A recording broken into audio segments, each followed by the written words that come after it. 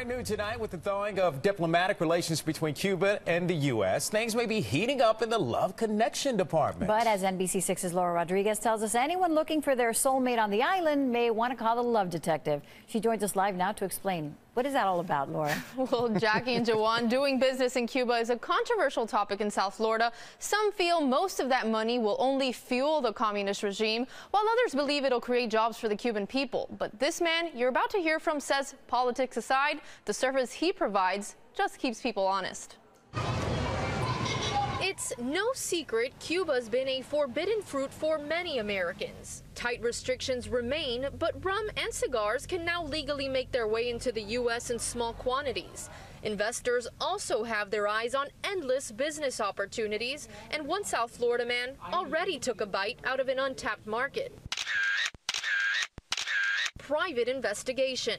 Fernando says once Americans flock to the island, they're sure to fall prey to a love trap, just like hundreds of foreigners before them. But not if he can prevent it. In every case, you need to uncover the truth. In every case, you need to find out if the person is being faithful to the American who go there and get in love with her. The owner of Drakonx agency has been doing this type of work for more than 13 years and has 4 sleuths on the ground in Cuba.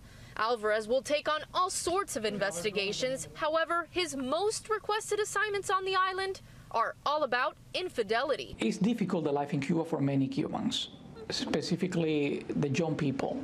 They don't see a future in Cuba, and they want to find a way out. ¡Viva la revolución! Cuban foreigner relationships are nothing new, but as the Castro family tenure continues to extend past 55 years, many Cubans have grown more desperate. The only way out for some Cubans is marrying a foreigner, and many will do whatever it takes, according to Alvarez, who says he's seen it all. The spouse, the husband, or the boyfriend act like a pimp. I mean, they have their wife or girlfriend going out with foreigners so they can make money and they live a better life. The agency's detectives in Cuba, however, face a great risk. It's a gray area when it comes down to private detective work on the island. It's not legal, but it's not illegal either.